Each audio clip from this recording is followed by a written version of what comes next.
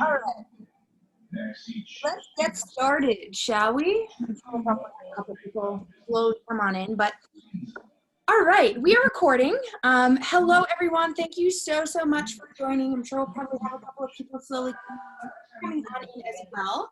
I'm super excited that you guys are here. I'm Leah Drew, if you don't know who I am. I am originally from Massachusetts and recently have moved to Los Angeles. I'm the owner of Mind Body with Leah, and I'm a pain management specialist that branches holistic health with functional movement. So I help a lot of people that are experiencing pain, experiencing symptoms of chronic disease, haven't found help anywhere else. Oh, yeah. Good idea. Someone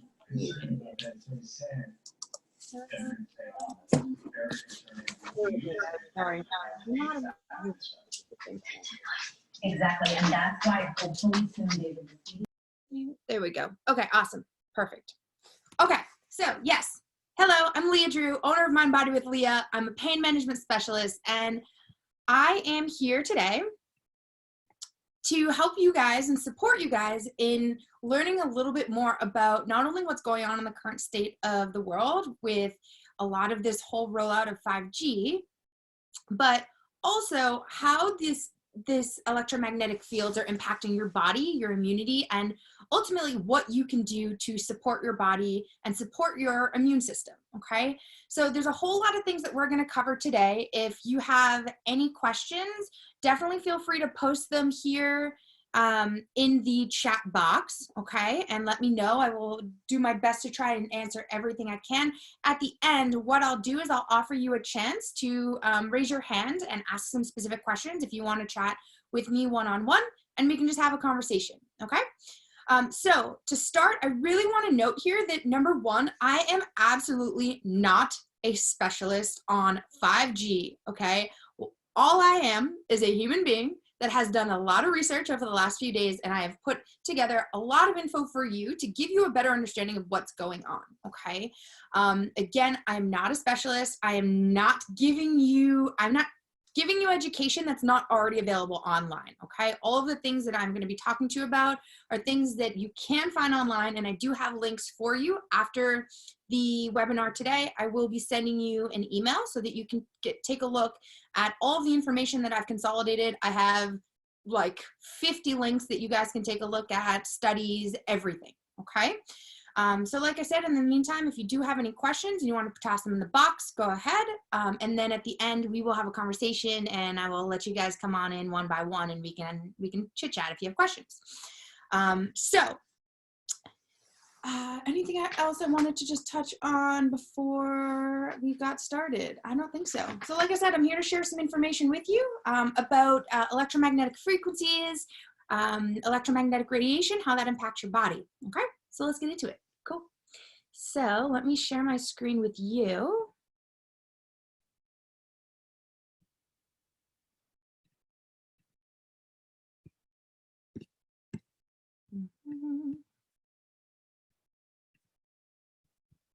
All right.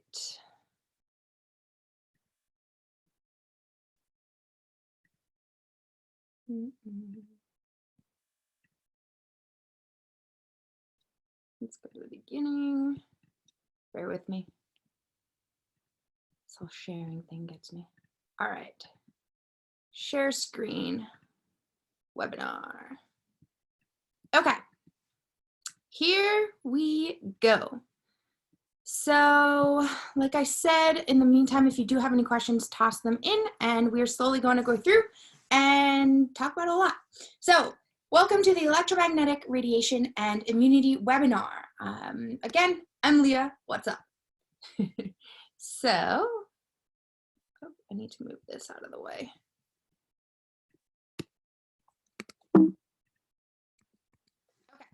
So I want to start off by first talking about the coronavirus. I think, and that says 2010, not 2020.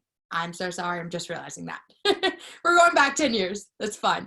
Okay, so starting off here, okay, I think a lot of you are pretty up to date on what's going on in regards to all of the symptoms, what to look out for. You all, I think, at this point are staying quarantined. So we're just going to kind of reiterate a little bit on the symptoms that may appear, okay? So symptoms may range from mild to severe. They may appear 2 to 14 days after exposure. A lot of these are including cough, fever, shortness of breath. If you are joining on, please make sure you mute yourself for me, please, okay? Cough, fever, shortness of breath, some of the most common symptoms that we're seeing right now, right?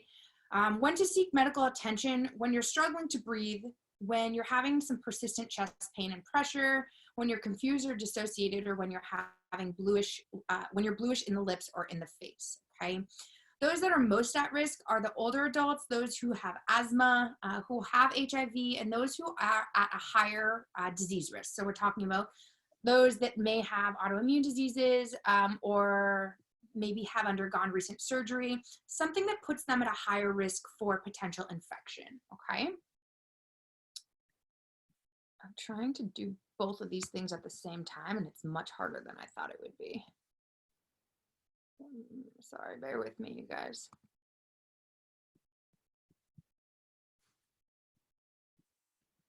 Let's try this here.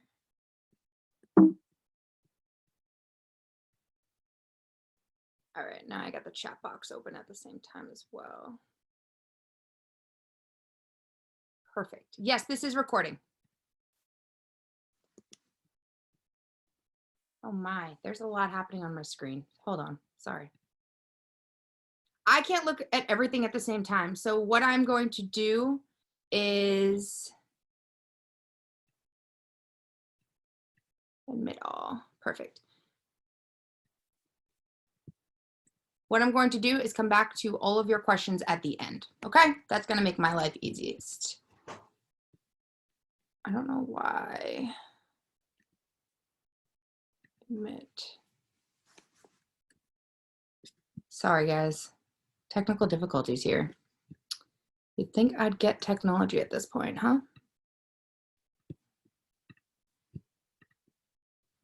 It's supposed to let everyone in automatically, but it's not. That's why I'm struggling here. Okay, so preventing the spread of the coronavirus, right? To prevent the spread of the germs, we need to do things like avoid close contact with sick people. We want to cover our coughs, our sneeze with tissues, clean and disinfect regularly, avoid touching your eyes, your nose, and your mouth, as I just brushed my nose. Stay home, wash your hands often with soap and water for 20 seconds. So making sure that you're staying clean, that you're keeping things disinfected, making sure that you're keeping yourself protected, that you're not touching your eyes, you're not touching all these orifices that you could potentially pick up this virus from.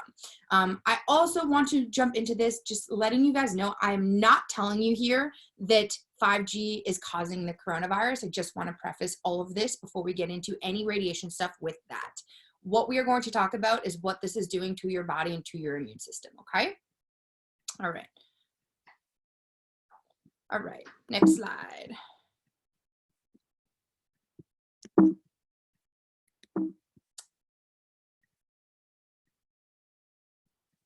All right, so emerging information.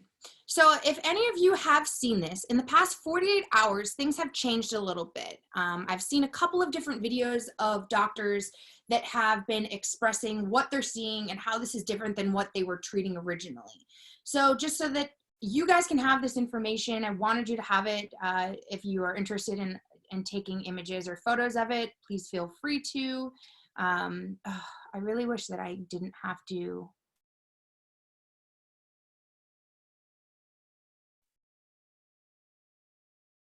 Really love technology, just so you know.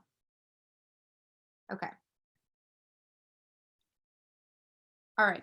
So over the last 48 hours or so, we've seen a massive, we've had a massive revelation here. COVID-19 causes prolonged and progressive hypoxia. So what does that mean? That means that we're finding out that we are starving our bodies of oxygen, okay? What's happening is it's by binding to the heme groups in hemoglobin in your blood cells. So people are actually desaturating. So they're not getting enough oxygen flowing through their body. And what's happening is when we're not having enough of that oxygen, it's becoming really difficult for these clients to be able to actually breathe. Okay, so they're ending up on ventilators, which we've been using, and I know you guys have been hearing a lot about that in regards to the the lack of enough ventilators that we're going to be needing, right? So what happens when we don't have enough oxygen in the body is it creates oxidative stress over time, okay? And we'll get into a whole bunch of reasons as to why that happens and how that happens. I'll explain all of that to you in detail. But what ends up happening is it leads to organ failures and potentially causes some death. And this is not looking like ARDS, and it's not looking like pneumonia, which is originally what people had thought. The damage that's happening to the lungs that we're able to see on the CT scans are from the release of oxidative iron from the hemes. So this iron is detaching from this heme, and it's causing destruction through the body. And it's overwhelming the body's natural defense system, which we're going to get into, the antioxidant aspect of things, and ultimately creates pulmonary oxidative stress, okay? And this is becoming a problem because it's making it a very challenging thing for people to fight off. It's making it challenging for them to breathe. And ultimately, again, they don't have enough of this oxygen that they need for so many reasons. Oxygen is such an important thing to have in the body to make sure that everything runs properly, okay? So again, things are starting to shift in regards to what we were originally seeing. The doctors that I've been seeing talking about what's happening in the hospitals are expressing the fact that originally they're putting these people on these ventilators to try to help their lungs work better, but it's not about helping the lungs work better. They're realizing now about getting them enough oxygen because they're not getting enough of this oxygen that's connecting to the hemoglobin, to the blood, and ultimately it's causing an issue. All right. Next. Our bodies as energy. Everything has an electromagnetic field, including our bodies, okay? So we are energy. Every single human being in here is energy. And the best way that I can express to you, like, what this means, if someone walks into my room right now and they're in an awful mood, I'm gonna feel that, right? Whereas if somebody walks into my room right now and they're in a really good mood and they're happy, I'm also gonna feel that. That feels completely different. And the reason why that impacts me, okay, and the reason why you can feel this and the people around your life is because energy is everywhere. Your energy, your families are energy. Everybody has energy, and one energy will always impact another. And that is why we can feel when somebody's in a bad mood, because that radiates at a different energy, a good mood versus a bad mood, okay? So when we're gonna, just as there are good fats and bad fats for our body, right? We also have good sugars and bad sugars.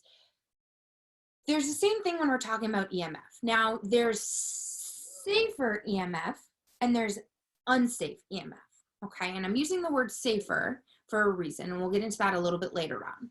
But our healthy EMF, okay, when it becomes weak, it becomes a problem and it becomes dangerous for our body. Our healthy EMF frequencies become weakened and or altered for various reasons, one of them being excessive exposure to electromagnetic fields and frequencies out of the realm of our healthy body's frequencies. That's supposed to say body. How many times did you go through something and edit it? Probably 1,000, and it's still not perfect, but that's okay. It doesn't need to be. So ultimately, again, our body has a homeostasis. We all know this. And when our bodies get altered by frequencies that are outside of that homeostasis, it creates oxidative stress and creates things called free radicals. Again, we're going to get into this in 1 second, okay? So once our healthy frequencies become altered, this is when we start to experience health problems due to the buildup of oxidative stress. And we're going to go into oxidative stress right now, exactly what that is and what it means, okay? All right. Oxidative stress. We're going to try this one more time and see if this works. Oxidative stress. There we go. Perfect. What is oxidative stress? Oxidative stress includes two things, okay? It includes reactive oxygen species and free radicals. Those are the primary things that we're really talking about when we're talking about oxidative stress. Oxidative stress occurs when we experience an imbalance between free radicals and antioxidants. And when free radicals come about, they come about from so many different things. It could be pollution, it could be UV rays, it could be smoke, it could be sugar, It could be stress. It can be all of these different things. And what happens is they are trying to steal these free radicals. They are molecules that are missing an electron from their outer shell, okay? And when we have these free radicals that's missing an electron, they become dangerous, and that's when they start to wreak havoc on the body. So they act as an important signaling molecule. They're not just only bad things, okay? This oxidative stress is going around the body stealing oxygen, yes. However, oxidative stress is also an important signaling substance. So what it does is it actually signals two different systems in our body, one of them being the immune system and the immune response, that there's danger and that the immune response needs to come in and it needs to do its part, okay? So it's also, as much as it's a danger in higher amounts, it is a good thing, because without these signaling molecules, it would be really challenging for our immune system to come in and be told to do the job that it needs to do. So as cells break down, free radicals increase, okay? And as these free radicals increase and we have less and less ability to fight off these free radicals, the antioxidants are starting to decrease, okay? And it's preventing us from fighting off these free radicals. Antioxidants are extremely important in the body to make sure that we can do the job that we need to boost our immune system, or to support our immune system, to activate our immune system, and fight off these toxins that are going through our body. So what an oxidative stress state is this imbalance between free radicals and antioxidants. And we're constantly doing this, right? Just like in life, we're never ever going to be in homeostasis for an extended period of time, because things are going to come in, they're going to knock us off. Kind of like this whole coronavirus, right? All of us were thrown out of homeostasis and we needed to find a new normal. So as cells break down, free radicals increase and antioxidant support weakens. This creates oxidative stress within the body, and it starts to wreak havoc on every single system within our bodies. So you can see this little image here, right? We have a normal cell. And when this normal cell becomes challenged, when it becomes weakened in any way, shape, or form, these free radicals start attacking it, okay? And we have these free radicals. And as these free radicals continue to build up, because we are not having that large amount of antioxidants to support us in fighting this battle, we develop a large amount of oxidative stress, okay? Now, reactive oxygen species, it's like brewery. I have a hard time saying that word as well.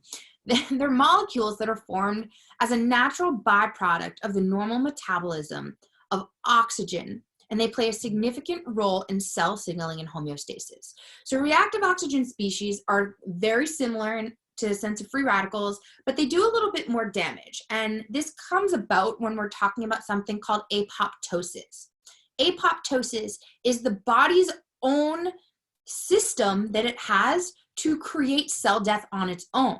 So what happens in apoptosis is if you have an unhealthy cell, something for any reason that may have been impacted, let's say by pollution, UV rays, smoke, sugar, stress, so on and so forth, what happens is our body has this amazing ability to actually like slough off that cell on its own, and it surrounds it with this coating that ultimately starts to literally destroy the cell from the inside, okay?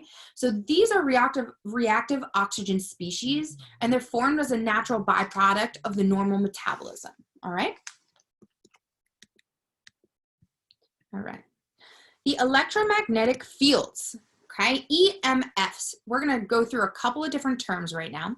EMF stands for electromagnetic field, and it's a physical field produced by electrically charged objects.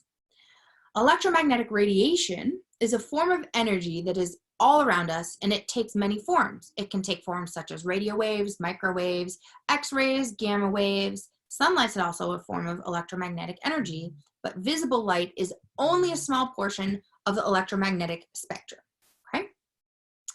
When is it created? So electromagnetic radiation is created when an atomic particle, such as an electron, remember those electrons we were talking about in the outer shell of an atom, when it is accelerated by an electric field, causing it to move, producing oscillating electric and magnetic fields. So when we have this magnetic field that's accelerated, okay, thinking about all of what's happening right now, right? Thinking about these radiating fields that we are getting through our cell phones, through our Wi-Fi, through the towers by our house, these cell towers. This is oscillating and speeding up what's happening within our cells. Okay, I'm going to show you some really interesting and really cool images later on that give you a really good visual of how things are being impacted on a cellular level. So wavelengths. Wavelengths are the distance between two consecutive peaks of a wave. So if we have a frequency, which goes like this, you'll see that in a few slides, okay? The wavelength is the distance between the two consecutive peaks. So I've got peak 1 and peak 2. These two peaks and the distance between the two is a wavelength. Now, a frequency is the number of waves that forms in a given length of time. So for frequency, can't say, perfect. I'm trying to admit someone new, sorry. Awesome. Okay, so for frequency, this is really challenging when you can't see your mouse.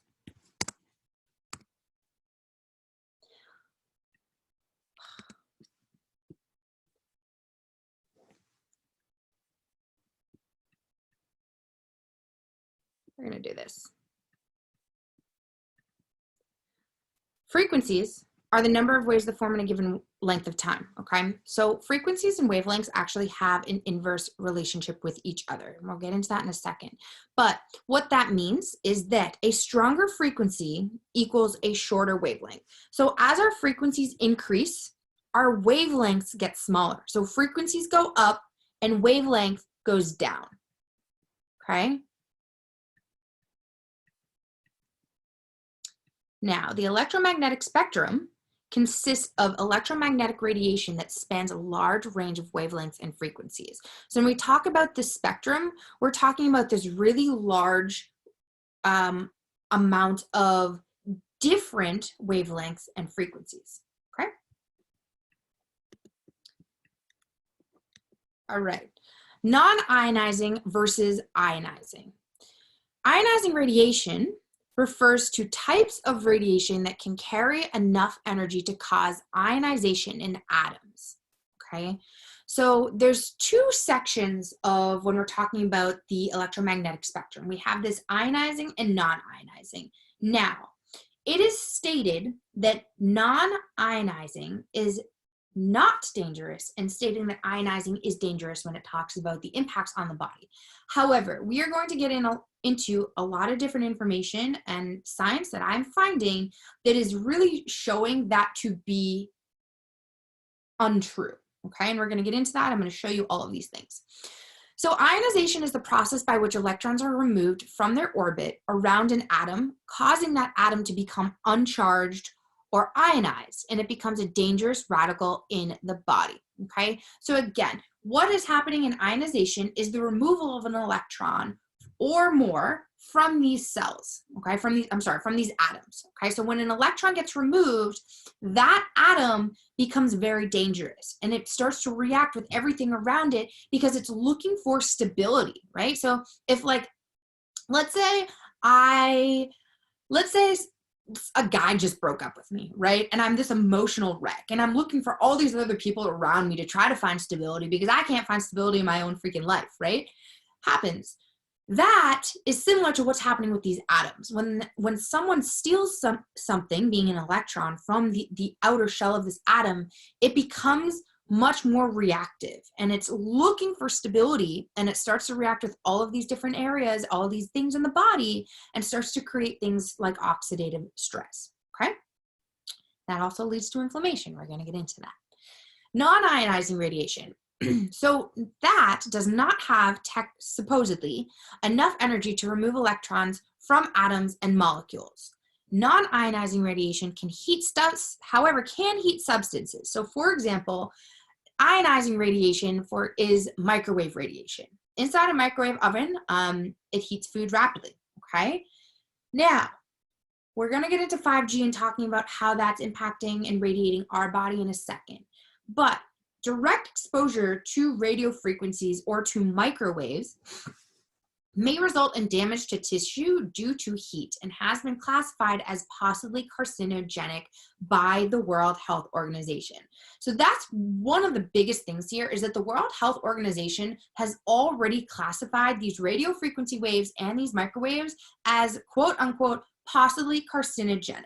And the reason why they say possibly carcinogenic is because as of right now, they're determining that they do not have enough quality information to determine whether it is carcinogenic or whether it is not, because there is conflicting data. And I'm going to go into why this data is conflicting and some of the limiting aspects to this information, okay? So we can look here at the scale, right? We have our non-ionizing and we have our ionizing, okay? So as you can see here, as we start getting into the ionizing waves, the waves are getting more frequent, right? So you can see here, the ionizing waves have a much higher frequency than the non-ionizing waves. Now, currently, we are about here when we're talking about cell phones and cell waves, right? When we're talking about this data that's being emitted from our phone, the radiation being emitted from our phone. However, as 5G continues to roll out, we're going to start to see things coming in this direction, okay?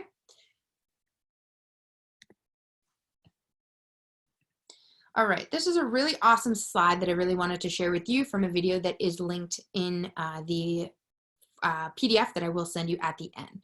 So this I thought was a really awesome explanation of what we're looking at here.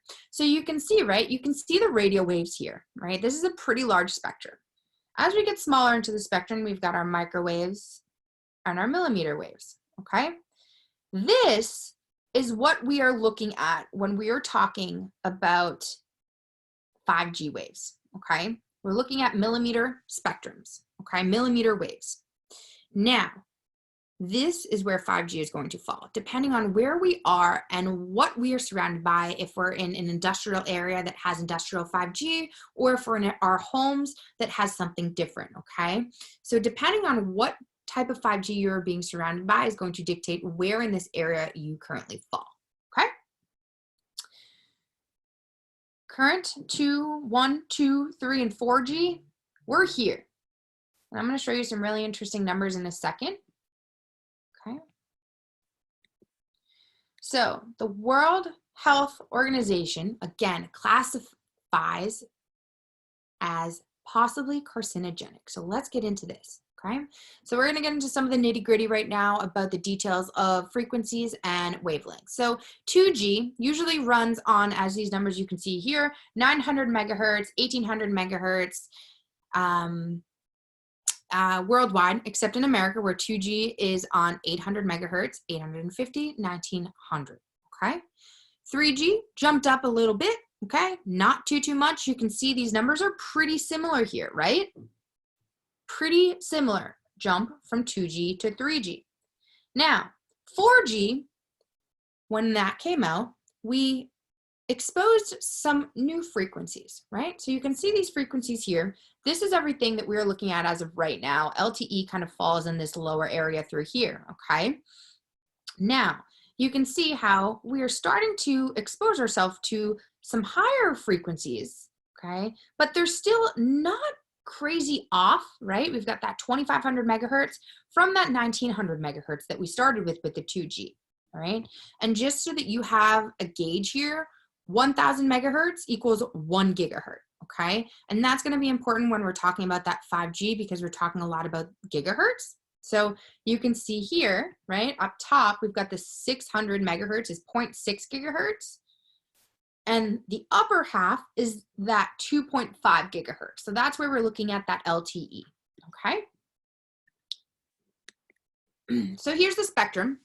Currently, right, as of right now, these are numbers where our current cell phone ranges and frequency ranges, right, radiation is falling, okay? So look at this, mobile phones right now, this is about where mobile phones are falling, okay? 5G, I'm gonna show you some numbers in a second. 5G is jumping, okay? 5G is jumping to here. We're getting stronger. So the amount of wavelengths is decreasing. We're getting a smaller amount of wavelengths, which means our waves cannot travel as far, and we're increasing the frequencies of these waves, okay? You can see here our Wi-Fi as of currently are 2.4 to 2.5 gigahertz and 5 to 5.8 gigahertz. Again, depending on where you are and what technology is being utilized around you will dictate the amount of gigahertz and the frequency that is being emitted and that is radiating, okay? So on that note, let's get into the 5G stuff. The difference between 5G, right? So again, looking here, I thought this was a really cool little just image here of the different progressions of 2G to 3G to 4G to 5G. So again, you can see these numbers are really quite similar, right? And going through a lot of this information, what was stated was the safety of slightly increasing these frequencies. So that's why you're seeing just a short increase in frequencies from 2G to 3G to 4G. 5G is different, okay? 5G, we're jumping a lot. And depending on where you are, you could be experiencing up to 95 gigahertz in regards to the radiation that's being emitted, right? This is the frequency, okay? So 5G requires high frequency ranges, sub 6 gigahertz, and they are millimeter waves. So that's what's really, really important to know here, right? Is these waves that are being emitted are millimeter waves. That means that they cannot travel very far. So when we're talking about the rollout of 5G, this is why we are going to require so many areas of like where we're putting the 5G to emit into our phones, right? To send signals to us. We're going to need to have so many of them because these waves cannot travel very far. All right. And I'm going to show you in a second or towards the end, a really mind-blowing video that was sent to me the other day that I really wanted to share with you that really shows you the changes in how far these waves can actually travel. Okay.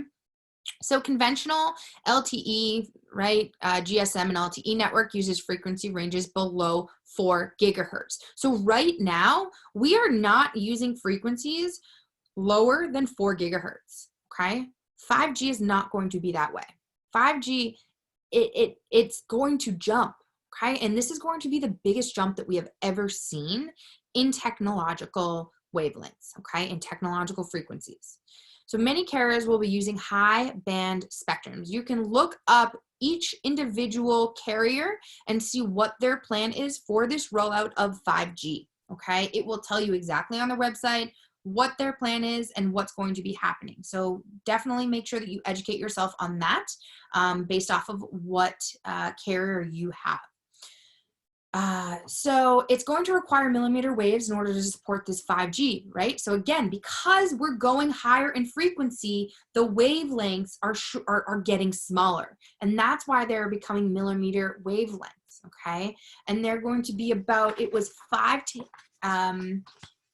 actually, I think I have that later on in here. We'll go into that in a second. So again, as we get higher in frequencies, we decrease the wavelengths, okay? So a smaller wavelength is a higher frequency. So this rollout of 5G is going to enable about 28 gigahertz of frequency on average. This is considerably faster than 4G networks, okay? Which use about 700 megahertz to 2500 megahertz frequencies to transfer information. Now, starting to get into some data, okay? When we're talking about millimeter waves, there is information, there is science, there are scientific studies, and I'm going to show you some. I came across some really amazing stuff.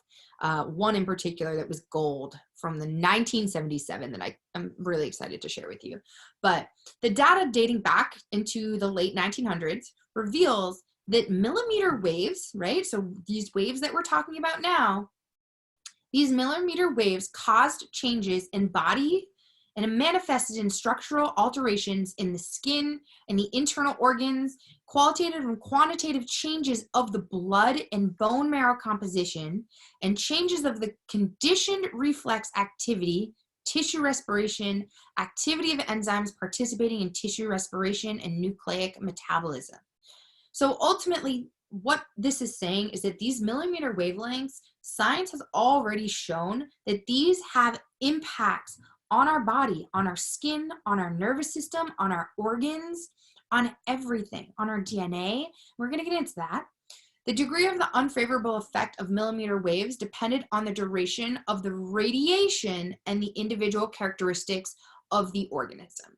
That's important to note, and we're going to get into that in a second, which is why I'm noting this here. So again, taking note here that the degree of unfavorable effect on the human body was dependent upon the duration that the radiation was being emitted onto and to that organism, right?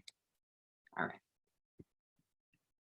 So the World Health Organization, again, classifies these frequencies as possibly carcinogenic. This was in 2011, okay? And this is a little bit mind-blowing to me because of what I have found in regards to the limiting information and the limiting research here. So the World Health Organization in 2011, they teamed up with multiple different organizations to come up with these baseline safety measures. And you can find these online. I have linked these in the Google document that I am sharing with you after this, this webinar. You can go on here and you can read through this, and you can read through a lot of the data, and you can read what's been impactful on the body, some of the detrimental effects it's had, but then you can also read how they kind of push that off a little and say, oh, well, there's not enough evidence here to show that this is truly carcinogenic. Okay, and I'm going to get into this as we go through the next couple of slides and show you and dive deep into this research. And I'm going to allow you to really kind of make your own conclusions here. So ultimately, they've classified radio frequencies, electromagnetic fields as possibly carcinogenic to humans based on an increased risk for glioma, a malignant type of brain cancer associated with wireless phone use. The IARC director, Christopher Wild, stated that it is important, and this was in one of those documents that we're talking about, right? Those baseline safety documents. It's important that additional research be conducted into the long term. Heavy use of mobile phones. Okay, so what this is saying is that more research is needed into the heavy use of mobile phones. Pending the availability of such information, it is important to take pragmatic measures to reduce exposure, such as hands-free devices or texting. Okay, again, we're going to get into this and how these are limiting, right? So it was called for in 2011 for much more research in regards to the long-term effects of this radiation to humans. Let me tell you, what has been really challenging for me to find is the impacts of long-term effects of radiation. A lot of these studies that have been done have only assessed short periods of time where we are radiating these frequencies into an organism, whether that's looking at humans, whether that's looking at rats, whether that's looking at rabbits, whatever that is. We've only looked at short periods of time. Okay, I'll get back to this in a little bit. Talking waves. Microwaves have shown to pose danger to our health. A study assessing the impacts, this was a really interesting study. A study assessing impacts of marine radar frequencies. Okay, so we're talking about, this is supposed to be a G, sorry. We're talking about 3 gigahertz, 5.5 gigahertz, and 9.4 gigahertz. So this was one of the very few studies that I found integrating human bodies that showed long-term or longer-term effects of radiation exposure on the human body, okay? So we're looking at marine ships here, okay? And people that are working on these marine ships who are exposed to radiation at a little bit higher levels for more regular periods of time, okay? Again, this is what the study is showing, more regular periods of time. And they looked at ultimately 8 hours on and 16 hours off. So these workers were working and exposed they were up and about working for 8 hours. However, those other 16 hours that they weren't working and on the clock, because they were on the ship and unable to get off the ship, they were continuing to be exposed to that radiation. Okay, so what the study showed was that results showed lower glutathione levels in the exposed group in comparison to the control, the pronunciation, malondialdehyde, and ultimately this is a sign and a marker of oxidative stress. Okay, just so that you know, that long word there is a marker of oxidative stress, and it showed that that was higher. So suggesting that this pulsed microwaves from working environments can be the cause of genetic and cell alterations, and that oxidative stress can be one of the possible mechanisms of DNA and cell damage, indicating that some biological effects are likely to occur even at low EM fields. So let's talk about this a little bit. Glutathione. We haven't spoken about glutathione yet. Glutathione is the body's master antioxidant. Glutathione is extremely important when we're talking about reducing the amount of oxidative stress in the system, okay? We need glutathione. And something that you guys are familiar with that we are required to have in order to have glutathione, do you know what that is? It's melatonin. Melatonin is the precursor to glutathione. Without melatonin, we cannot have glutathione. Okay, so now, we'll get into this in a little bit, but this starts to bring in, right, our exposure to sunlight. It starts to bring in our sleep patterns. It starts to bring in a lot of different things. Melatonin is very important in order to have glutathione production in the body. Now, this is showing you and stating that the longer that they were exposed to this radiation, the lower the glutathione levels got, and the higher these I clearly can't pronounce this word. The larger the increase in oxidative stress, okay? So again, we're seeing this decrease of antioxidants, right? And this increase of oxidative stress, free radicals, so on and so forth.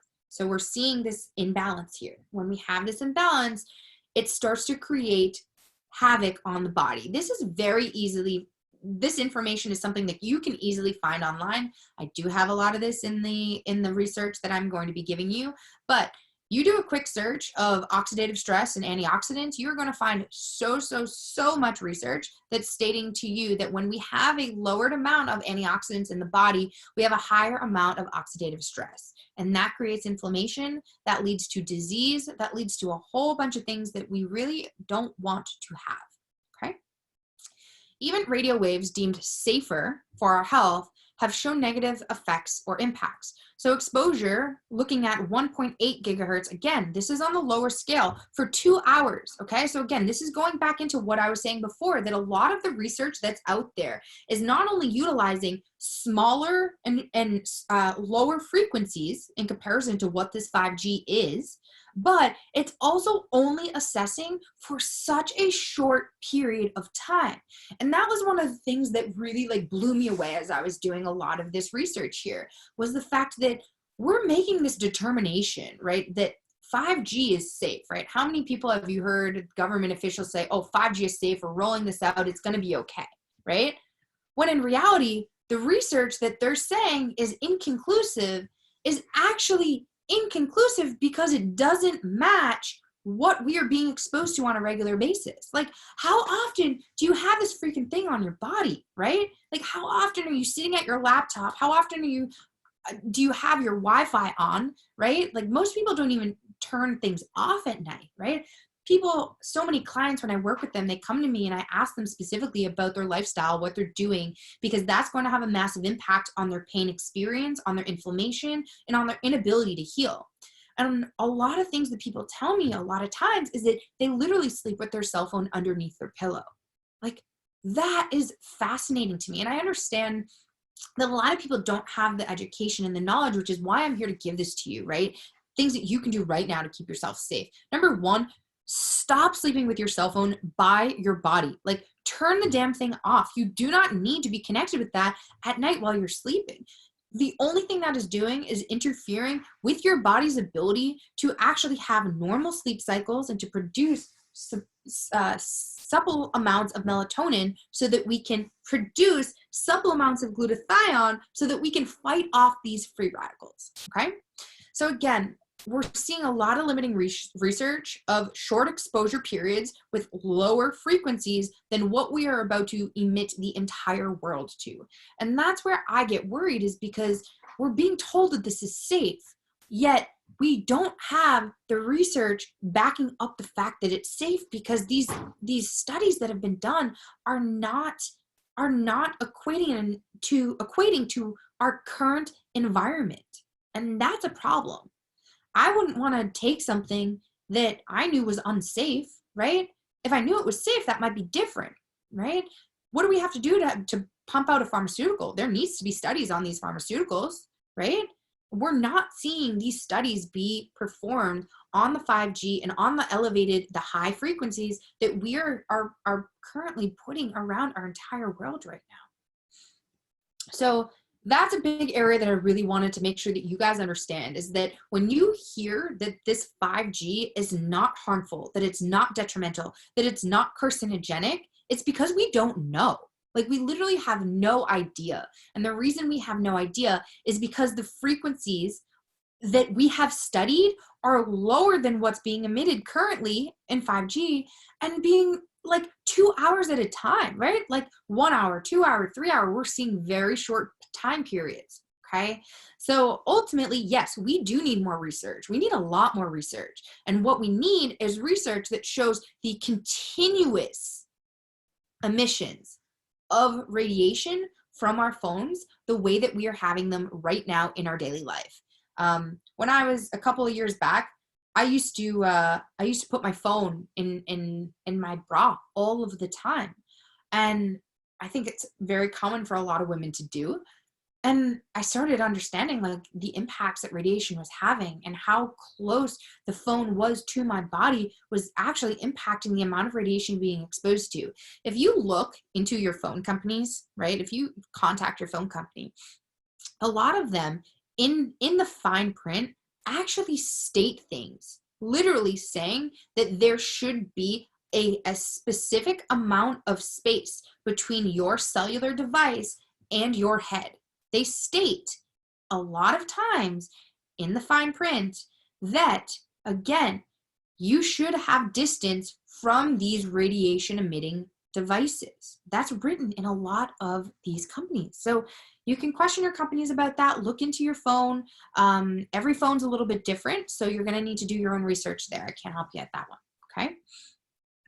So how do millimeter waves impact the body? Okay. So this is getting into an article that I found that was absolutely mind-blowing. This blew me out of the water. Now, this article was released in 1977. It was classified by the CIA until 2015. What does that tell you? To me, like, why are we hiding this information, number one? Especially, two, when you read through this article, and actually in the list of articles that I send you, it's highlighted as one of the more important ones to take a look at. But this was from 1977, and they looked at 5 to 8 millimeter waves. Okay, so these small wavelengths that they're looking at. And this was conducted in Russia. And what they reported was that multiple research findings concluded that morphological, functional, and biochemical studies conducted in humans and animals revealed that millimeter waves cause changes in the body and manifested in structural alterations in the skin and the internal organs, qualitative and quantitative changes to the blood, the bone marrow composition, and changes to conditioned reflex activity, tissue respiration, activity of enzymes participating in the process of tissue respiration and nucleic metabolism. A little repetitive to what we were talking about before. But again, what is this showing you? This is literally showing that these millimeter waves, okay, that were originally first studied in 1977, they're having a massive impact on our body.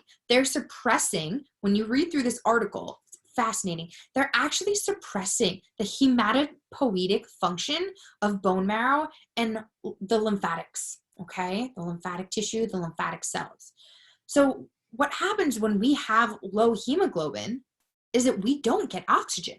And if you read the recently the article that was recently released in regards to the current state of what they're finding with the coronavirus. This guy here, if you go back here, take a look here. Again, I will send this link to you. What you will read is more about the hematopoietic structure and the importance of that in carrying oxygen through the body. Okay, so really interesting that we're seeing a lot of these similar findings here. Is what they're starting to find with this coronavirus is a lot of the same things that this study had found. It was really fascinating. And ultimately, this started to create havoc and wreak havoc on the liver, the kidneys, the brain, the heart. All of these things, right, are impacted by our body's ability to supply oxygen to these organs. It's so important. If we're not getting the oxygen, we're going to have a really hard time carrying out the functions that we need. We're going to have a really hard time recruiting our immune system. We're going to have a really, really hard time getting our organs to function the way that they need to function, okay? Nitric oxide is so, so important in the human body. It is so imperative to have and to make sure that is flowing through our system so that we can carry out the functions that we need to survive, okay? 5G and oxidative stress. So let's get into some of the research that I have found here in regards to 5G and its impact on oxidative stress. A lot of studies have suggested that EMF may trigger the formation of reactive oxygen species. Remember those ROS species that we talked about at the very beginning that ultimately create that havoc and destroy the cells, right?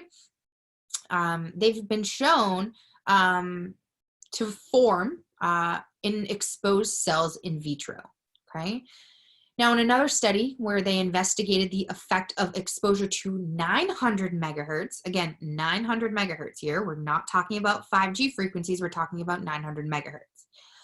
So exposure to this on the induction of created oxidative stress in the level of the intracellular reactive oxygen species in human mononuclear cells. So excessive elevation of these ROS caused changes in enzyme activity, gene expression, and they eventually led to various diseases, including sleep disorders, atherosclerosis, loss of appetite, diabetes, dizziness, rheumatoid arthritis, cardiovascular disease, nausea, stroke. Guys, what are we seeing here? We're seeing, what are these diseases? Like, what is this? These are issues with inflammation. We're seeing atherosclerosis. That's a problem where we're not getting enough oxygenation to the body. We're seeing diabetes, right? We're seeing in diabetes, we see a whole lot of oxidative stress be formed in the body, which is why it's so important for those that do have diabetes to make sure that they're exercising. All right, we'll get into that towards the end. So rheumatoid arthritis, again, an inflammatory disease, cardiovascular disease, right? So you can see the connection here between reactive oxygen species, right? Inflammation, which is ultimately due to this oxidative stress from the reactive oxygen species, and we're seeing this with 900 megahertz. 900. We're not seeing this with these 5G frequencies that we're talking about. We don't have that information. What we have is the low frequencies and how these low frequencies are impacting our body already as it is, okay? So an increase in reactive oxygen species may also result in lipid peroxidation, which is the process in which cell membranes are rapidly destroyed, okay? So again, talking about apoptosis and the body's response to actually destroy its own cells when things are threatened, okay? Or when we are not in homeostasis within a cell, okay? So ROS are very reactive. They are dangerous to the body. They create large amounts of oxidative stress. Lipid peroxidation leads to significant damage in the cells, such as disturbances in membrane transport, structural changes, cell membrane fluidity. We're going to see this in some images in a little bit. Damage to protein receptors in the membrane structures, and it leads to changes in the conductivity of the membranes and loss of membrane integrity. Need a little water here. So let's talk about this, right? So what do we have here? We're seeing, right, a change in conductivity of the membrane. So when we decrease the body's ability to conduct and to send signals, we're involving our nervous system here because our nervous system, right, our neurons are what send signals to the following neuron, and allow our body to go through this process. Our nervous system runs everything. And without supple communication of that nervous system, we are going to see some problems here. We're going to see increases in oxidative stress. We're going to see increases in inflammation. We're going to see diseases like we see over here, right? Everything starts to slow down and not work properly when we are not communicating. Think about your relationships. What happens when you don't communicate in your relationships? It's not good, right? Some havoc likely happens in your relationships, right? So we're seeing that that these frequencies are impacting our body's ability to communicate. And we're going to get into this as well, moving forward, so that you can actually see what's happening. This study that I specifically spoke about, right? This Russian study, this guy here, okay? What they actually found was that things, and we're going to get into this as we continue on, but this was heating up the top layer of skin. And by heating up the top layer of skin and disrupting the communication of the nervous system, led to all of these things that you're seeing here, right? Actually, sorry, not that. These things here, okay? So it ended up leading to the discovery of all of these things that we're talking about: internal organ disruption in internal organ, alterations in the skin, quantitative changes in blood and bone marrow. Again, all of these are impacted due to the miscommunication within the body. We are disturbing the body's ability to communicate with itself by having these frequencies around us all of the time. Okay, so how do millimeter waves impact the body a little bit more? Again, just kind of going over what we just discussed. Millimeter frequencies have been documented to impact the body in many ways, including but not limited to absorption of radiation via the sweat ducts. So there's many studies that have shown that the sweat ducts are actually absorbing a lot of this radiation. DNA integrity, cognitive impairments, we're seeing anxiety, depression, so on and so forth. Blood changes, gene expression, okay, cellular membrane permeability, protein synthesis, neuronal function, blood-brain barrier issues, sperm damage, immune function issues. We're seeing a lot of impacts from this radiation, and we're seeing it at smaller levels, okay? The capacity to cause a severe burning sensation in the skin are used by the U.S. Department of Defense in crowd control guns called active denial systems. So this is technology that exists within the military that is actually using high range frequencies in the 90s. I think it was 96 gigahertz is what I believe it was. It was in the 90s, between 95 and 100. And using these high range frequencies, when they direct it right at people, it literally warms their skin to the point where they feel like they're burning, okay? Like, this is military equipment. And come back here. Like, look at this. This frequency is getting extremely close to what the government is currently using as a weapon, all right? So again, I'm just giving you the information that's already found online. You have to dig a little, but you can find it. Again, important to note that limitations in studies are based on short-term exposure to this radiation, right? So going back again, all of the studies that are telling us that this is not carcinogenic are studies that do not equate to what we have as our current environment with our electromagnetic field, okay? A little more data for you here. And this gets into the kind of the heating that we're talking about here. So for frequencies of 10 megahertz to 300 gigahertz, heating is the major effect of absorption of electromagnetic energy, okay? And we talked about this at the very beginning, right? These waves have shown to heat things up. So when temperatures rise more than 1 to 2 degrees Celsius, it can have adverse effects on our health, such as heat exhaustion, heat stroke, and issues with the cells, okay? We're gonna get into that a little bit more. Studies on workers in thermally stressful environments have shown worsening performance of simple tasks as body temperature rises to a level approaching physiological heat stress. So what this is saying is that a lot of workers that are kind of on the front lines of a lot of this radiation, they're showing a lot of issues with performance, a lot of issues with recovery, and they're seeing their body temperatures rising. So over to the right, When the body temperature rises in excess of 1 to 2 degrees, a large number of physiological effects have been characterized in studies with cellular and animal systems. Okay, so I want you to note here something, right? We talked about this ionizing versus non-ionizing at the beginning, right? And we talked about this ionizing being what's removing these electrons from the outer shell, creating a reactive atom, right? It's creating a reactive atom that is doing harm to our bodies. It's wreaking havoc, creating oxidative stress. We talked about the non-ionizing non-ionizing, right? Not inflammation, non-ionizing waves, right? Frequencies, radiation. Ultimately, the non-ionizing radiation is supposedly not strong enough to take off these electrons from the outer shell. However, we did state, and it did state prior in all of the research that you can find online, although they are not removing the electron from the outer shell, they're heating up our cells.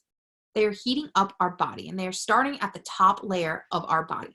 And when we heat up our body, right, these 1 to 2 degrees, this study here is showing you that it has an impact on the system, okay? So as we start to heat things up and we start to have these issues, guess what?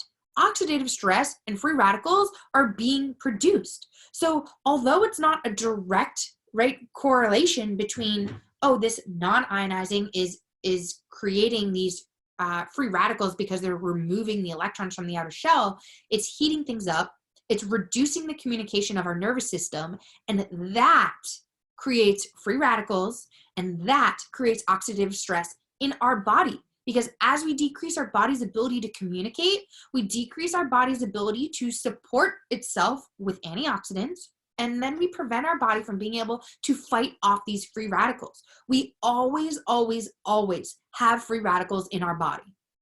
It's a matter of how well your immune system and your immune response is working to combat these free radicals and continue to hold that balance. And when we heat the body up, we don't have the ability to combat these free radicals as well. So what happens? These free radicals start to increase and the antioxidants start to decrease. And what happens when that happens? Oxidative stress, inflammation, chronic disease, chronic inflammation, chronic pain. We can't recover because we don't have the antioxidant support to do so.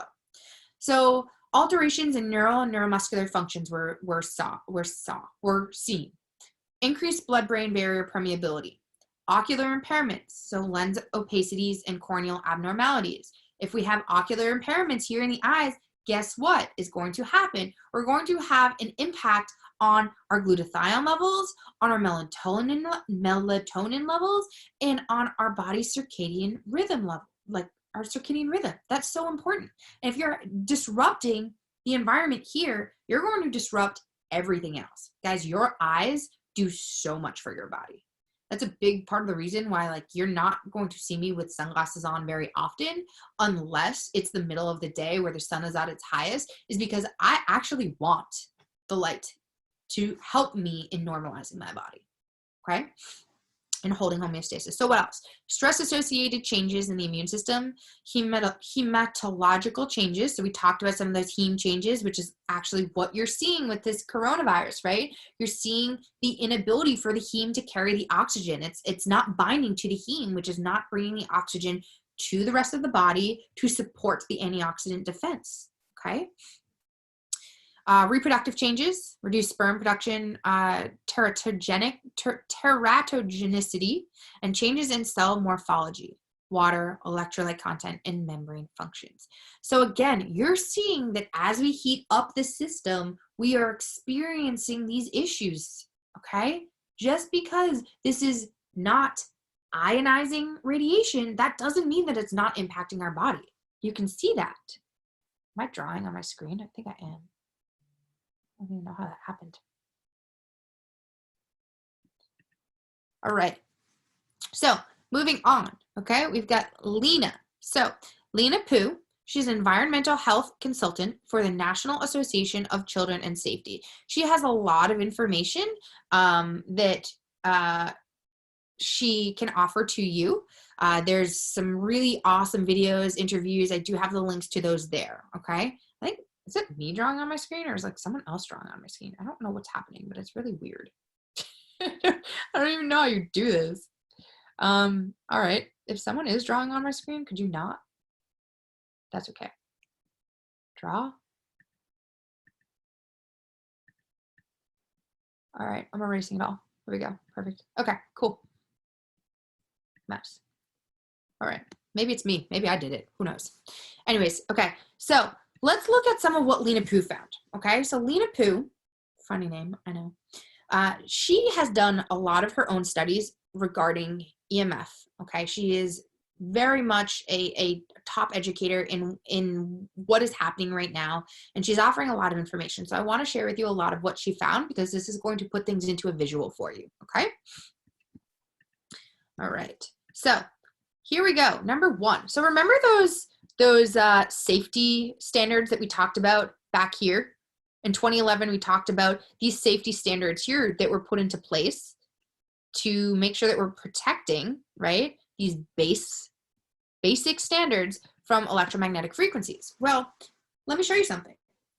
This is wireless and Wi-Fi exposures in a school day. So Lena Poo did some studies on her own, where she looked at a classroom. In this classroom, this teacher unwillingly had a Wi-Fi router put into her classroom that would support 300 plus kids. Now, if you look here, the Bioinitiative report in 2012, okay, that's what we're talking about, these baseline safety reports, recommends 0.05 volts per meter, okay, or I can't remember, I'm sorry off the top of my head what UW means, but I know it's a shift of what this number is here.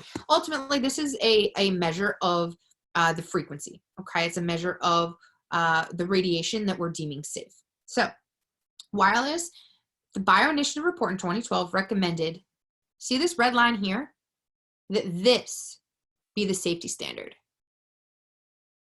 This is what she recorded within the classroom of exposure to radiation.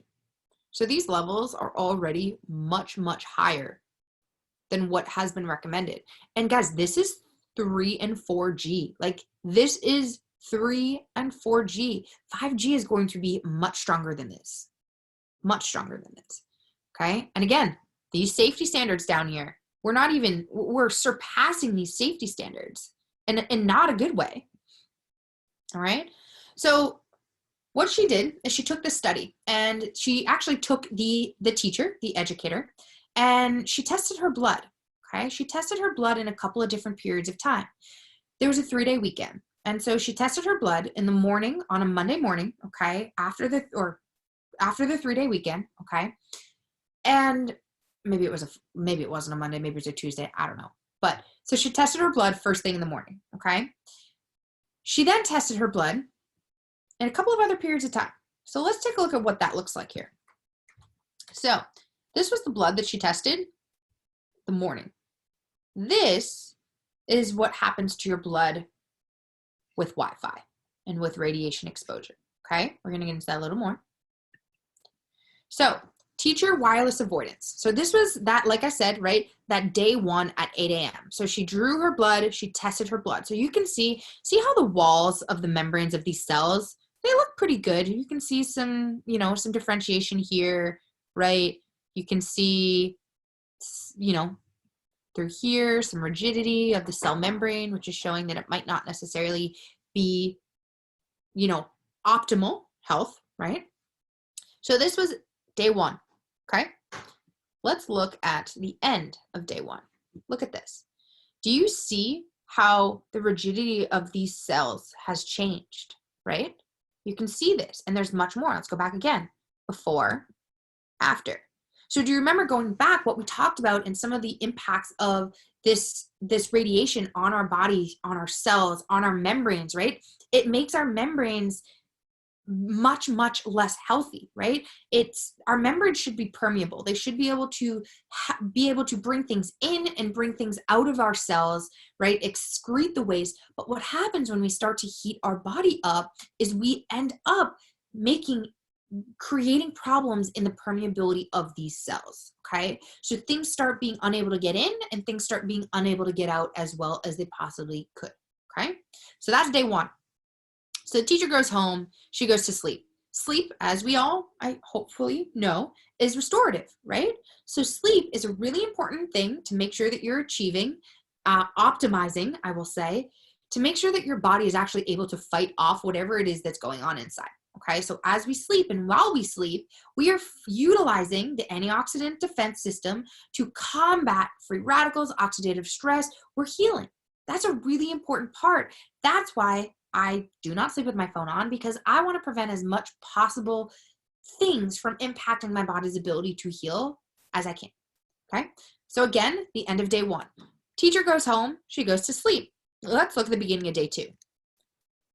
So we've got our cells, right? The cellular membrane of the cells, you can see is less rigid, right? Looks a little healthier, right? Again, end of day 2, beginning of day 3. I'm sorry, end of day 1, end of day 1, beginning of day 2. So what happened here, right, is that she went home, she slept, she was able to fight off some of these free radicals. She was able to help her body heal, and her blood was able to bring more oxygen in, fight off what it needed to, and this is where we're at day 2. So I want to show you at the end of day 2 what she saw, okay, what Lena saw. So this is stained, you can see this here, but I want you to take a look. You see the cells here? See how coagulated they are? Okay, this was taken at 3 p.m. after day 2. So you can see they do look slightly different than this, right? We're looking at a slightly different microscopy, but look at the coagulation of the cells. That's what we want to look at here, right? We're seeing, look at the rigidity of the cell membranes, right? This is what we're looking at here. We're looking at cells that are being radiated. They're being heated up. What happens when we heat something up is it starts to coagulate. We don't want that, because when things start to coagulate, we cannot transport oxygen as well through the body to fight things off and to support our body's immune system. So I want to show you something. This was a video that was sent to me yesterday or the day before, one of the two.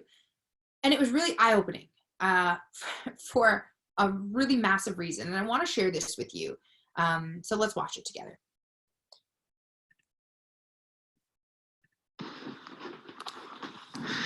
Right, here we go. Here we go.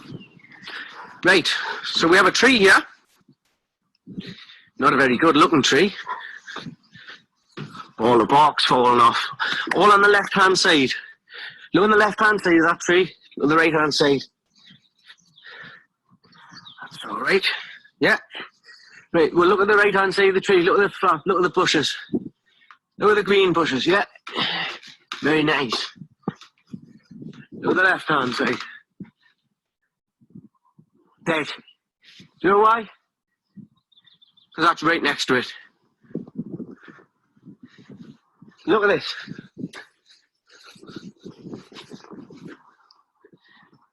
Have you seen anything like that in your life? Got a light right there. The transmitter on the top. Now, how is that? Explain that. The right hand side of the tree that's not next to the transmitter, the growing away from it, is okay. I mean, look at this. Look how shocking. Look at all the bark falling off. All dead. Totally dead. Far too close to the light. Look at the bark. All on the left hand side, look. Look how close it is to the light. These 5G transmitters are lethal. If that's what it's doing to a tree, right next to a tree, think about what these are doing to our health. Just think about that for a minute.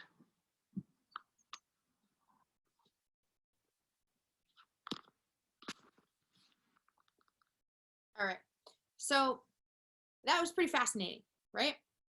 And this brings us into a study that has been done, and it's actually been replicated multiple times. So think about what we're seeing here, right? We're seeing living things be destructed by trees. Destructed by trees, Jesus. We're seeing living things be destructed by these 5G. I know you guys have a little bit to say here, so I want to see what you think of that. We got some chat going on.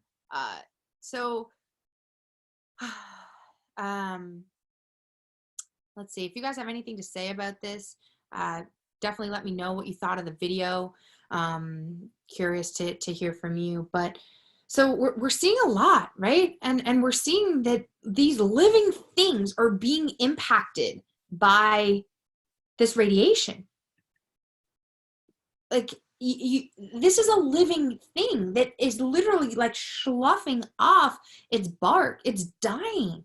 Like, that one whole half of the tree was beautiful green and thriving, and the other half was just non-existent. Like, so that goes into what I was talking about earlier about the wavelengths, right? These wavelengths, although they cannot travel very far, they do have a massive impact, okay? So I want to go into the study, which I loved. This was done by a ninth grade. It was done by a ninth grader. So she did a project where they took 400 crust seeds and placed them in 12 trays. They then placed 6 trays in 2 separate rooms at the same temperature. They gave the same amount of water, sun, to all the trays for 12 days. It did the same thing. But 6 of the trays were put next to 2 Wi-Fi routers, okay? They broadcast the same type of radiation as an ordinary mobile phone. After 12 days, this was the results that they saw. They saw that the crust seeds next to the router did not grow at all. Some of the seeds even mutated and died. Like, look at this. Look at the black. Look at the brown. Like, that's not healthy. And then you can see this up here. This is the unexposed crust. This was not exposed to Wi-Fi and radiation. So we're seeing these impacts, right? And we're being told that they're not harmful to our body. I don't know about you, but like, when I look at this type of thing, I get chills, not good chills either, because I'm like, how is this that we can have these experiences, right? A ninth grader had this experience. She put something next to a router and it didn't grow. It died. Like, that is saying a whole lot, right? And look at the tree that we saw. That tree was dead as, that whole side of the tree was dead as could be.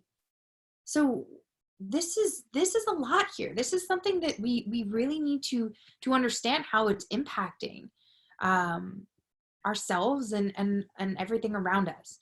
So that brings me into the second half of this whole presentation, is what you can do right now to support yourself, okay?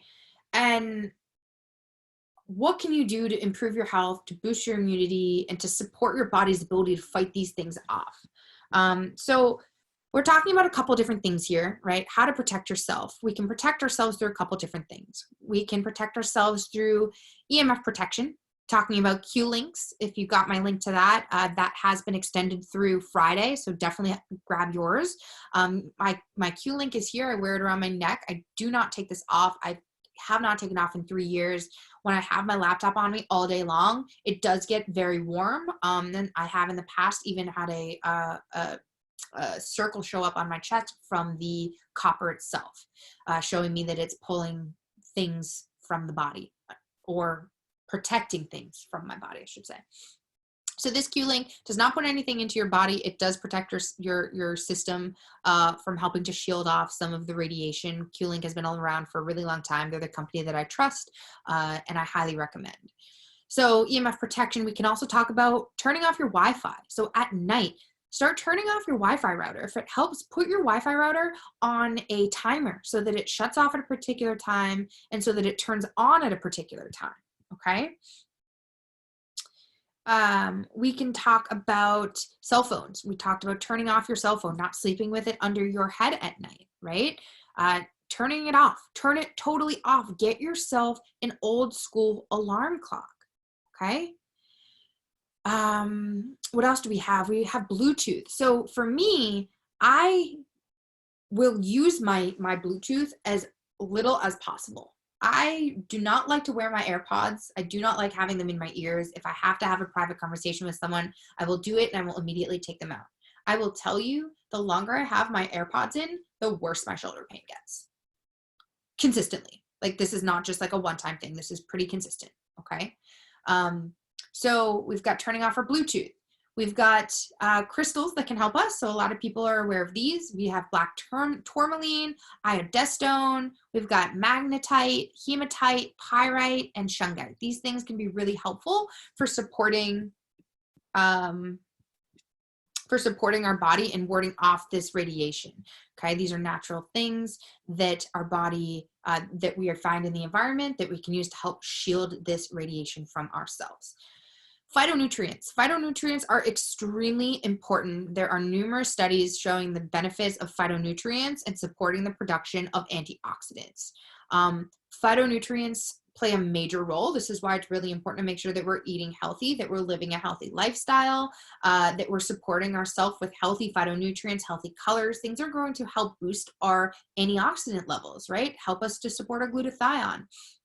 I myself use a whole food supplement. It's nothing but phytonutrients. It's all fruits, all vegetables, nothing in it. It's the only thing I put in my body.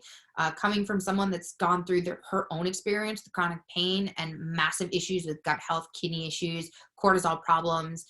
This is hands down the only thing that I trust and the only supplement that I put in my body, unless I am needing to utilize magnesium for my nervous system, and we'll get into that as well.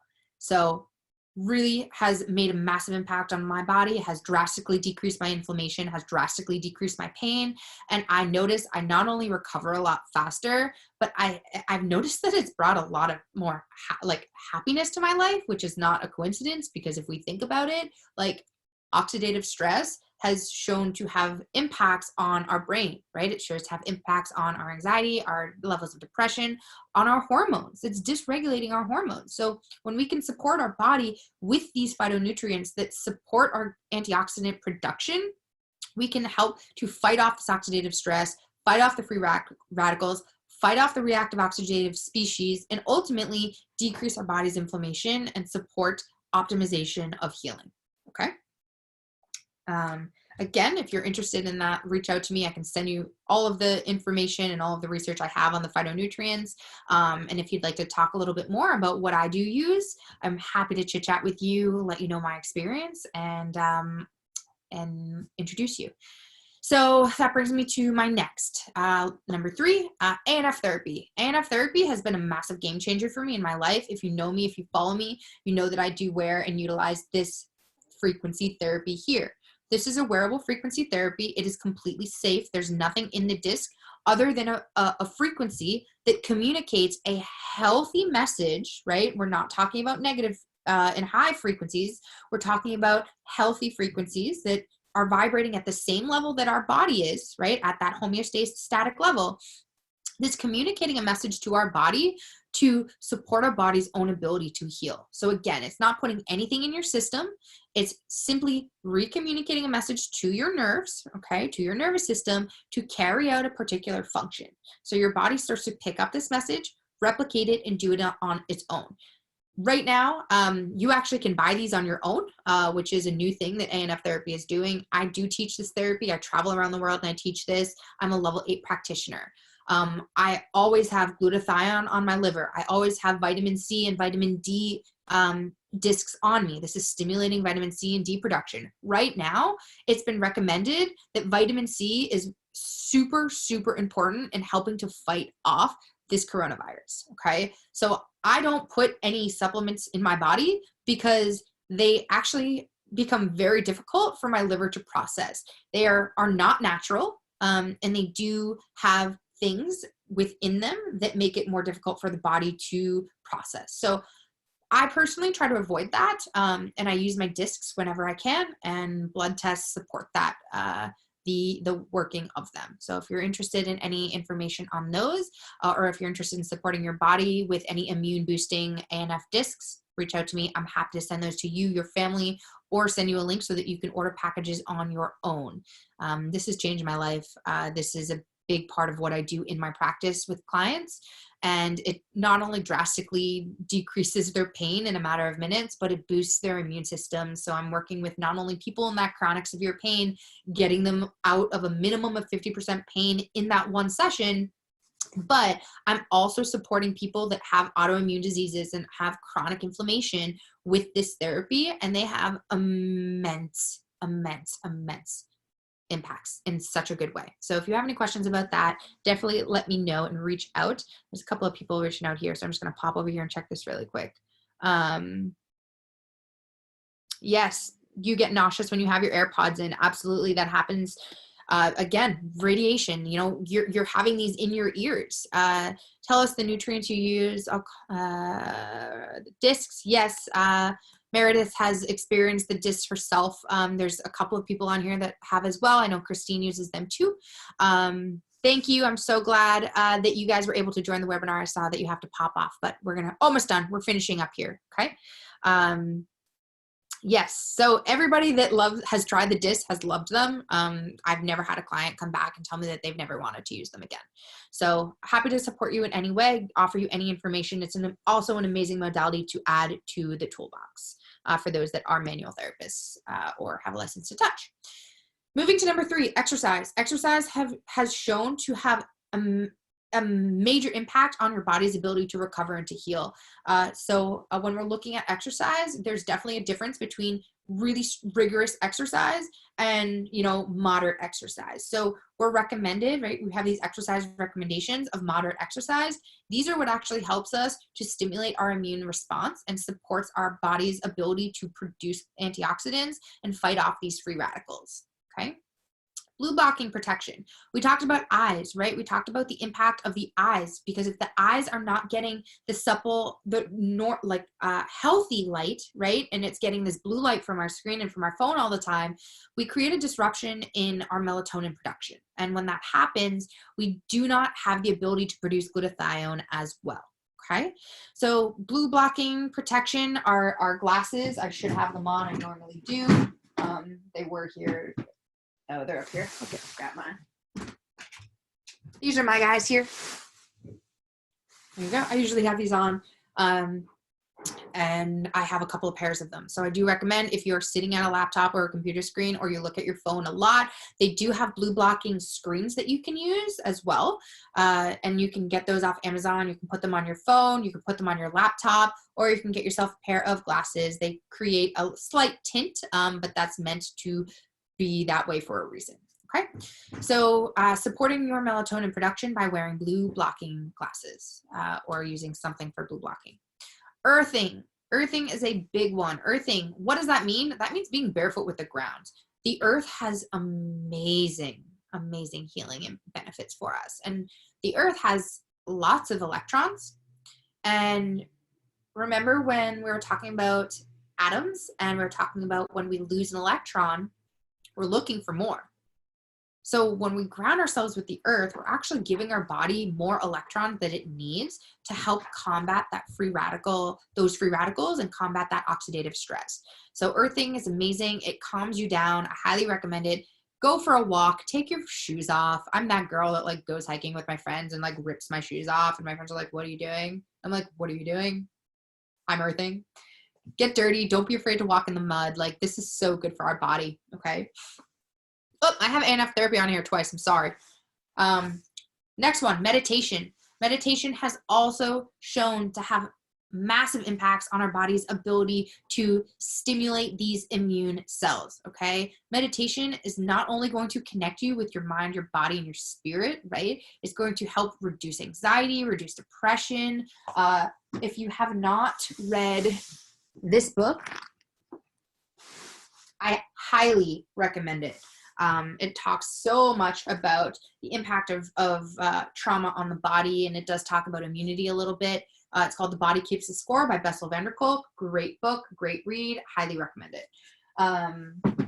But one of the things that they went into that I thought was fascinating is I kind of combine like journaling and talk therapy sort of with meditation. They're totally different. However, you can kind of put them in similar realms, right? And reading through this book, one of the things that really jumped out at me was when we're looking at people that have been through traumatic experiences, ultimately it creates a dysregulation in the body, right? We're not at homeostasis. And what it talked about was how actually just like talking about your emotions or an experience, a traumatic event that you've had, it literally boosted T cells in the body, okay, and helped to support the immunity, right? It boosted the immune system by boosting those T lymphocytes, okay, those T cells. Super, super cool.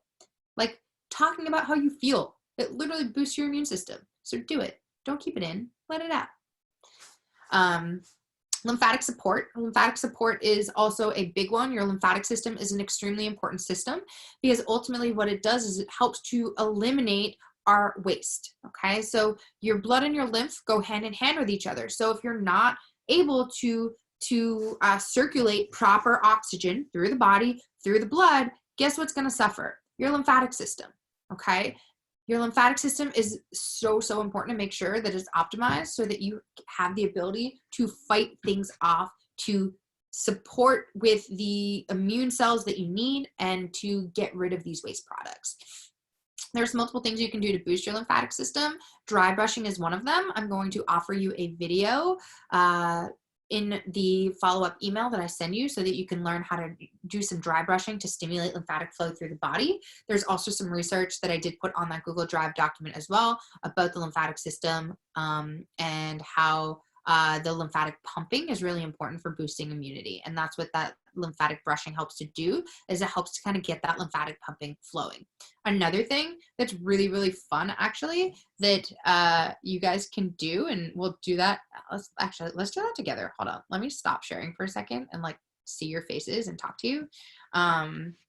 So what we can do here, okay, is we can do some lymphatic jumping and some lymphatic pumping, okay? So what we can do, actually, like, I can't see you guys. A lot of you don't have your cameras on, but that's okay. We can, like, do this together. So I'm going to have you jump. I'm going to show you an awesome way that we can, like, do some lymphatic stimulation. So I want everybody, if you can, like, can we, like, put our videos on? Like, can I see you? Hi, girl. What's up, Anna? All right. I'm going to, like, yeah, put your videos on. Stand up with me. Put your videos on. We're going to do some lymphatic jumping. Okay, so we're going to pump the lymphatic system a little bit. I want to, like, you've been sitting with me for an hour and a half. Thank you. I love you. But let's stand and let's, like, do some stuff together. Okay, and then we'll get into the last two. Okay, so we're going to do some lymphatic jumping, some lymphatic pumping. Okay, so what I'm going to have you do is I want you, you can't see my feet, but all I want you to do is I just want you to start just lightly bouncing up and down. Okay, keep your feet, your toes on the ground, and I just want you to lightly start lifting your heels up and down off the ground. Okay? And I want you to get loose with it. Like, let your body start to flow, okay? And start to add to it. Start to jump a little harder. Let your arms flow. You can jump from one leg to the other. Right? You can toss on some music if you really wanted to. And just jump around. So this is lymphatic pumping, okay? This is going to help with stimulating your lymphatic system. And it's going to allow your body to circulate that lymph, okay? It's going to really stimulate that pump. And then you can, like, get fun with it, right? Like, jump around. Jump around. Like, it's kind of a fun thing, right? So I love this. You guys are awesome. So this is lymphatic jumping, okay? And this is a really great way to stimulate the lymphatic system, okay? And, like, it's kind of like dancing, right? It's a fun time. I like it. So this is a really, really, really great way to stimulate your lymph and stimulate your body's ability to really use those combating cells to support our immunity. Oh. Awesome. Thank you guys for joining me. That was fun. I needed to get up. Okay, we're almost done. Anna, dancing over there. I love it. I know all of you. Kelly, Sandy, I'm loving it. Get it, girls. You guys are awesome. Steve's joining us. Steve's jumping with us. Are you jumping, Steve? All right, cool. So let's finish up. I know you guys have been on here with me for a while, so let's just finish up here. All right, so the last two things, magnesium oil, vitamin C, and vitamin D. These are all going to be really helpful. Vitamin C we talked about a little bit. It's highly recommended right now for supporting your body's ability to fight off this infection, really important, okay? And then, so all three of these are really going to help support as well your nervous system. Okay. Keeping your nervous system healthy is one of the most important things to do, like we talked about, because when you can keep your nervous system talking and communicating at a good, healthy frequency, then we don't have that lag. Then we have the ability for everything to function better, right? We talked about this miscommunication and when messages start to go more slowly. So that can create problems with our body's ability to fight things off. So just finishing up here, vitamin C, vitamin D. Okay, we've got our last slide. Thank you guys so much for joining me today. I know I talked a little bit about myself at the beginning, but I just wanted to let you know, like, again, I'm not here to sell you anything. Like, I really wanted to jump on and I wanted this to be an opportunity for you to gain information. I think that's really important right now. So what I'm offering for you is to actually join some chat. People are talking to me. All right. Thanks, guys, for joining me. Make sure if you're interested, jump into my free Facebook group. There you can get lots of information about how you can better decrease your inflammation, support your chronic pain, optimize your health. There's so much free stuff that I do for you in there. So make sure you jump in there. I will put that in the email that I send to you all. But ultimately, if you're looking to support your immunity, if you're looking to decrease your pain, if you're feeling blocked by emotions going on right now in your life, and if you're looking to gain strength and improve your fitness and your health and your mindset, all of it, join the Facebook group. I have tons of people that interact every day. They're all amazing people. And every single week, I actually interview three different coaches from all around the world that have value to add. So you can learn so much for totally free. So I hope you join. And if you have any questions for me, reach out. Yes, we can absolutely talk anytime. You have my email. It's here. The Facebook group is the Holistic Healing Tribe on Facebook. Search it if you're not a part. And if you're interested in any one-on-one support, again, that is my email. Please feel free to reach out to me. Okay. I'm gonna stop sharing and I'm gonna come back and talk to you guys. So I'm going to open the floor here for any questions. So if anyone has any questions to ask, I want you should be able to raise your hand. So I think my screen looks a little bit different than yours because I'm the host, but there should be a little button on the newer form of Zoom now that says raise hand. So if anyone has any question, you might need to click like the more button and then go to raise hand. But if you have any questions for me, feel free to raise your hand and we can kind of go one by one and you can ask me anything.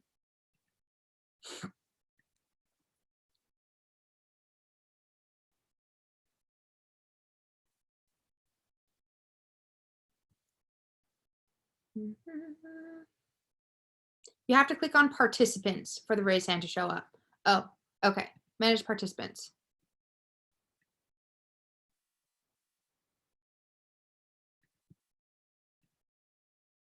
No questions? If anybody does have any questions, you can just unmute yourself.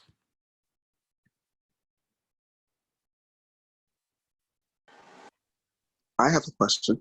Sure. Hi, Everett. How are you? I'm good. How are you? Great. Well, this is not my question, but how is life out in the big old LA?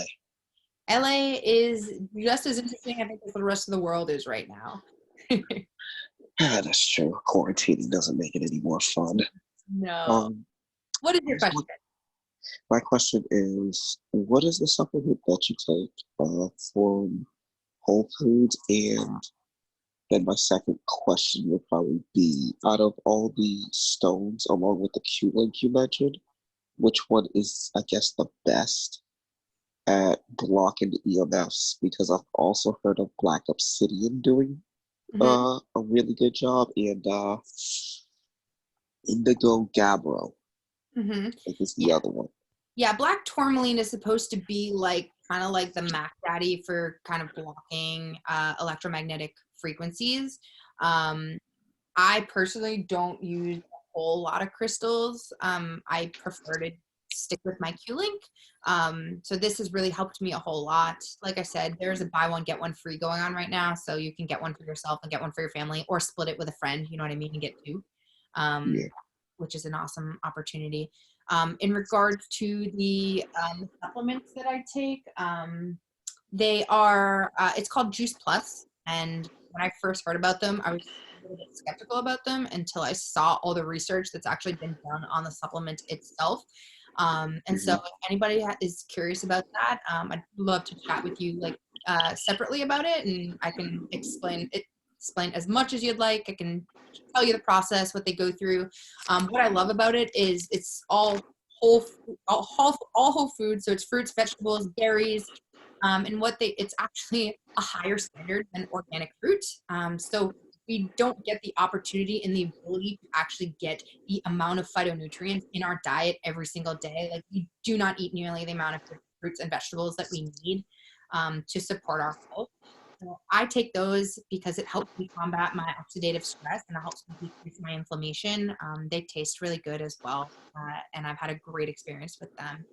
So yes, if anyone's interested and wants to talk more about how they might be able to support you and help you, I'm happy to do that. You can jump on like a private call and talk about your specific situation and exactly what you might need to do to support your body. Okay. And you get that from Whole Foods, you said? Not through Whole Foods. No, it is a Whole Foods. It's technically Whole Foods. So it's technically not considered a supplement. It's technically considered Whole Foods because what they do is they grow the crop, they grow the plants, they grow the fruits, the vegetables, whatever it is that we're talking about. They harvest them when they're exactly ripe. And then what they do is they go through this really long, extensive process where they test the purity of it. If there's anything close to a single ounce of chemicals, toxins, GMOs in the ground up fruits itself, it gets tossed in their products. Organic fruits and vegetables, this is a little note, you can have 2 to 3% of GMOs, pesticides, and toxins in the foods itself, but that's Holy crap. yeah, so that's why I really love the amount of uh,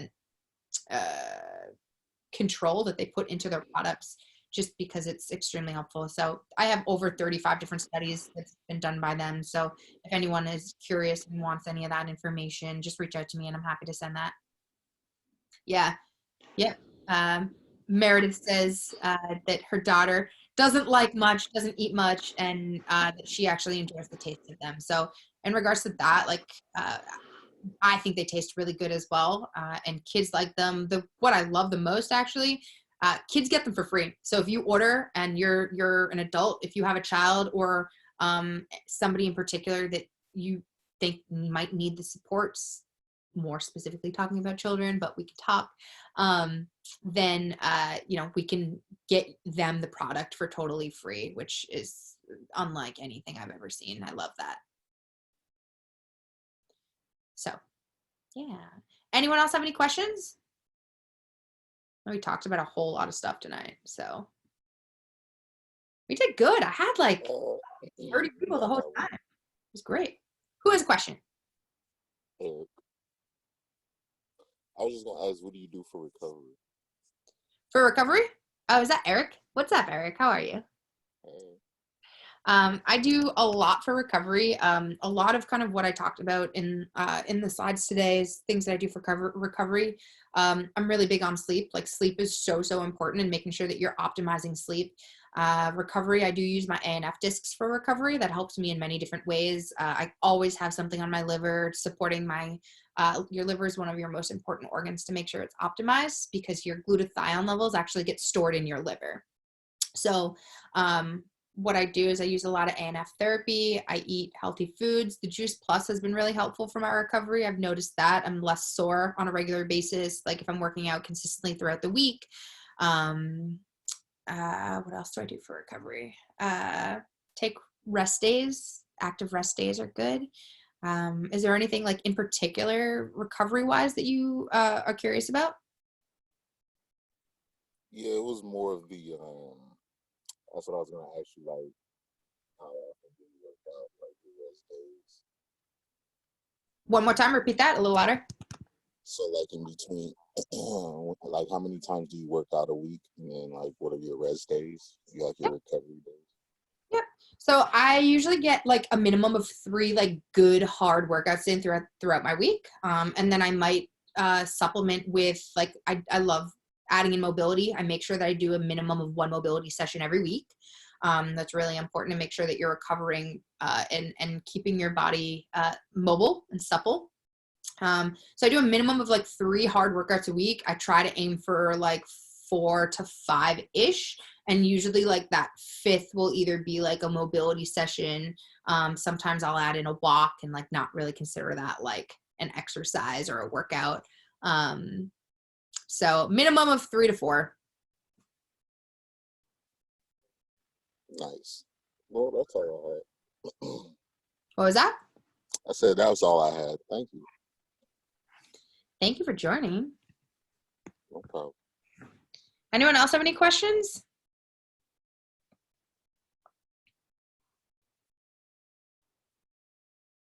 No? Awesome. All right. Well, guys, thank you so much for joining. I will make sure that you all get the replay of this. I'm sorry, not the replay. I'll make sure that you guys all get the PDF that I'm going to send you with all the links. You can look into all this information that I'm offering to you. If you do have any questions, please feel free to reach out and let me know. Like, I love to talk to you guys. Join up into my Facebook group. There's some really cool people in there. I know a couple of you are in here already on there and interact. So yeah, thank you again.